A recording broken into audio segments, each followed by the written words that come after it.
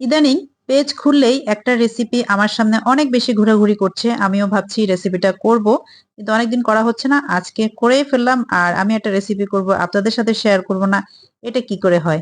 তাই এই রেসিপিটা আমি আপনাদের সামনে নিয়ে আসলাম। আশা করি আপনাদের ভালো লাগলো। আপনারা অবশ্যই শেয়ার করে রেসিপিটা অন্যদের দেখার সুযোগ করে দিবেন। তো চলুন আমি আমার মূল রান্নায় চলে যাই।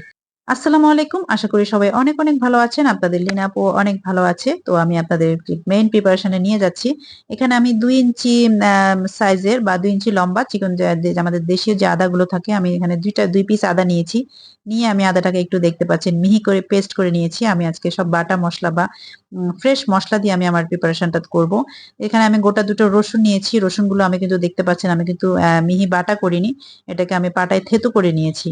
আর এখানে প্রায় 15টার মতো 15-16টার মতো কাঁচামরিচ হবে। কাঁচামরিচ আমি একটু লাল সবুজ মিলিয়ে নিয়েছি যাতে একটু সুন্দর কালার আসে। আপনারা চাইলে শুধু সবুজও দিতে পারেন, আর অবশ্যই মরিচের ঝাল বুঝে দিবেন আপনারা যে কি রকম ঝালটা পছন্দ করেন। তো আমি এখানে দিয়ে দিয়েছি আবার মাঝারি সাইজের, এখানে আমি 6টা পেঁয়াজ কেটে মিডিয়াম সাইজ করে ছোট ছোট করে কেটে কিউব করে কেটে আমি এটাকে একটু হালকা থেতো করে নিয়ে আমি এগুলো সব একসাথে নিয়ে নিয়েছি। চেষ্টা করবেন এভাবে একটু রান্না করতে।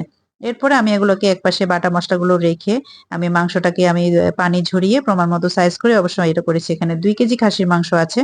ধুয়ে পানি ঝরিয়ে রেখে এখন আমি একটা যে পাতিলে রান্না করব পাতিলে নিয়ে যে বাটা মশলাগুলো আমি রেডি করেছিলাম আমি এখানে সবগুলো মশলা দিয়ে দিয়েছি এবং পরিমাণ মতো লবণ আর আমি তেল দিয়ে দিয়েছি। আমি এখানে সানফ্লাওয়ার অয়েলটা ব্যবহার করেছি। আপনারা সানফ্লাওয়ার, সয়াবিন বা যে তেলটা, অলিভ অয়েলও খান অনেকে, যে যেটা খান এটা দিয়ে দিবেন। দিয়ে এরপর আমি এটাকে সুন্দরভাবে মাখিয়ে নিচ্ছি।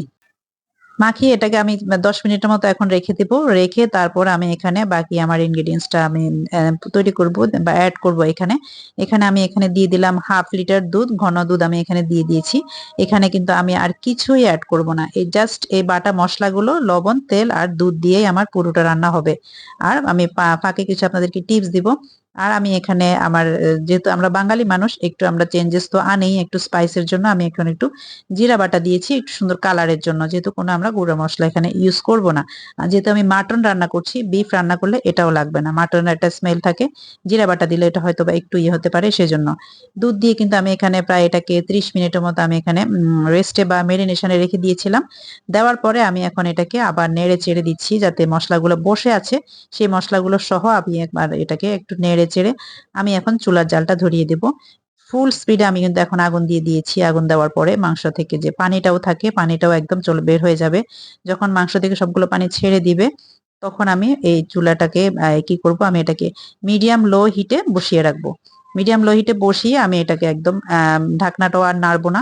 একটু পর পর প্রায় 20 মিনিট 25 মিনিট পর পর এসে এসে আমি একটু নেড়ে দিব শুধু, এটাই জাস্ট। আর আমার এই মাংসটা এভাবেই দমের মতো করে মাংসটা রান্না হবে।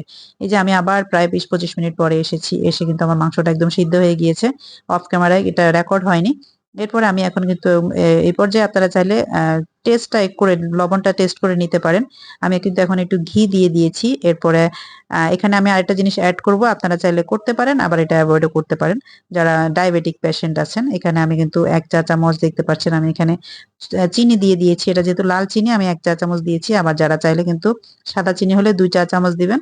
আবার যারা দিতে চান না তারা স্কিপ করবেন। আমার রান্না কিন্তু হয়ে গিয়েছে, একদম খুব সহজ এই রেসিপিটা। আমি কিন্তু সাথে পোলাও রান্না করেছিলাম।